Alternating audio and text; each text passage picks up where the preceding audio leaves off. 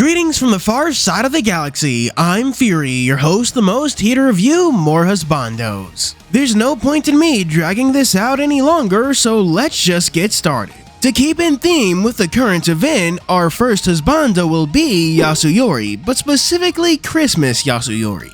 He seems like he'd be a wonderful husband during Christmas time. While he probably can't cook, nor is he that good at cleaning, he would be eager to help out. Although he does come with a rather large family, so you better pray Christmas is at their house. And yet, a decent chunk of his family can be described as actually evil, so maybe going to his house isn't the best idea either. He gets a Medea Christmas movie out of 10, putting him in A tier. After Christmas Yasui is the other 5-star, Christmas Dead. Granted, this is Dead, so aren't all of his units Christmas units? Anyways, he does have a job, being headmaster of an entire school, so he probably gets paid very well. The biggest problem with him is that during Christmas time, he is quite literally Santa.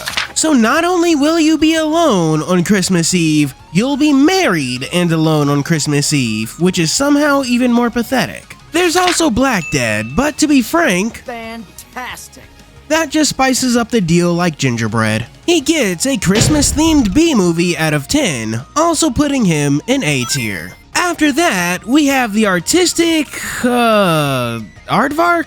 Okay, he's a lizard. I tried doing some alliteration, but it didn't work. It's Izanma. While Izanma is a really cool dude, there are some pretty evident and major downsides to him. 1. He's an old person, and while gilfs are cool, I'm not sure how much I like my husband dressing like a GTA character. Secondly, during Christmas time, and anytime it's cold, he hibernates. There's being lonely on Christmas, and then there's being married and also lonely on Christmas. He gets an Alone on a Friday Night out of 10, which is D tier. He gets an Alone on a Friday Night out of 10, which is D tier. And after that, we have Mommy. Let's start with the two very big things Ziz has going for her. She knows how to cook to the point she can feed Behemoth of all people, and is great with children. Her unit for this event is literally all about Ziz doing a play with children.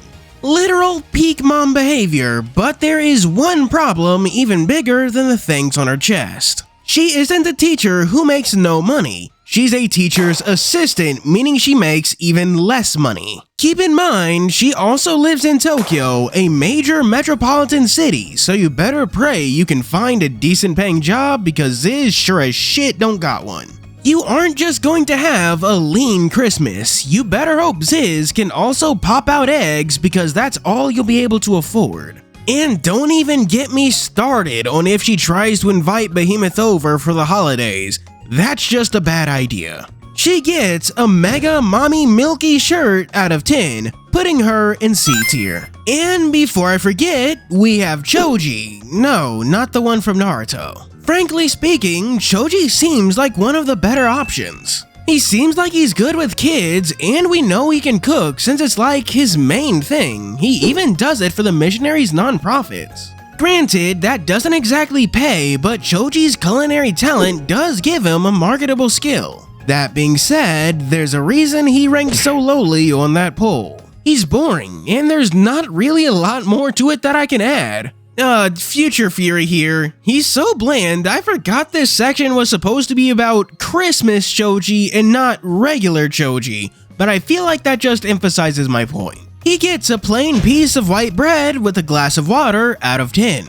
Sorry all two of you Choji stans, but that means Choji goes right here in D tier. And now, for the next husbando, we have the ever-popular Seth. Everyone's favorite poor little meow meow. What can I say about this guy that hasn't been said already? On one hand, he's strong and reliable, and on the other, he's the most frail person you've ever met. Dude can't even bake chocolates for the homies without having a crisis. Yes, he'll stick by your side through thick and thin, but he's also going to be on the verge of tears and probably spawn a shadow or two along the way. Maybe you're good with that, I'm not, so I'm gonna have to give Seth a living Matryoshka doll out of 10. One Seth is enough for me. he gets C tier. We're about halfway through the video, so I'm just gonna go ahead and say this now. Do be sure to like and subscribe, check out my Ko-fi and Patreon, and check out my live streams on Mondays and Fridays. Now back to show. And after that, we have Nomad. Nomad may be bae, but is also broke. And this isn't an extrapolation like with Ziz. It's canon that he just has no money. Like, yeah, having a neat, noir, tiger detective boyfriend is super cool, but so is being able to eat. I also have to mention that you aren't really dating a detective either. He barely gets any cases. There's a reason we're first introduced to him as Claude's bodyguard? Manservant in Chapter 3. We've seen him operate a food stall more than we've seen him actually be a detective.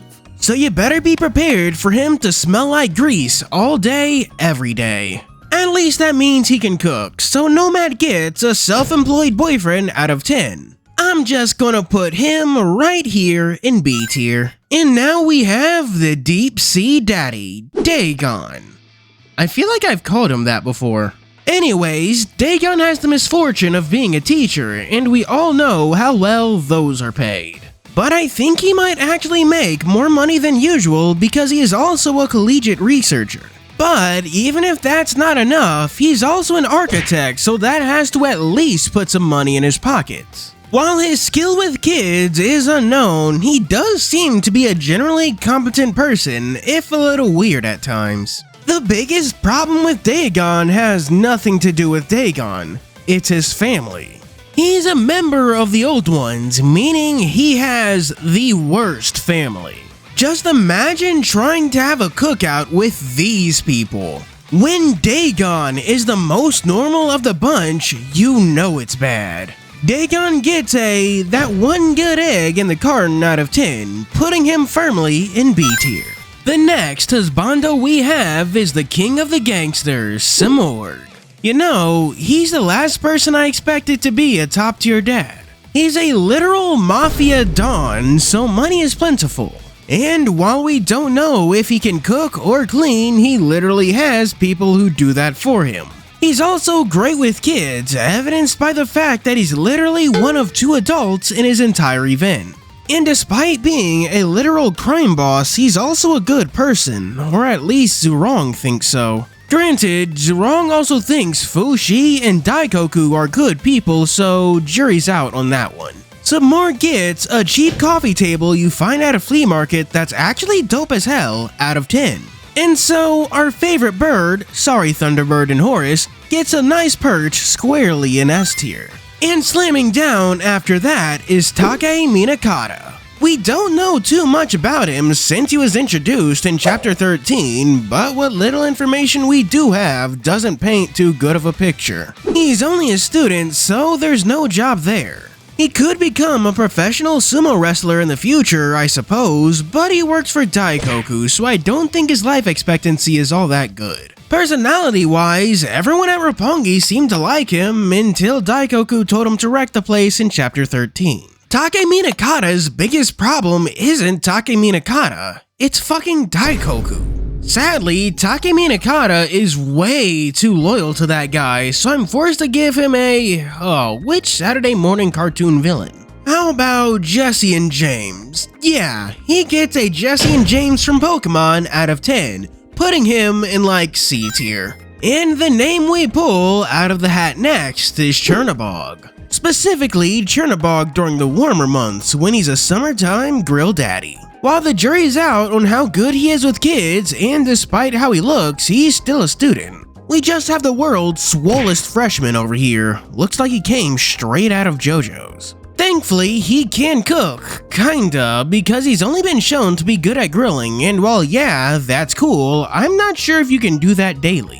Have you been to the store recently? Meat is expensive. Inflation do be hitting hard, and before you get any ideas, I mean economic inflation. He is beefy and strong enough to bridal carry you, which has to count for something, doesn't it? He gets a cringe grilled dad apron out of 10, which is A tier. And now we bring things back around with the one and only Snow.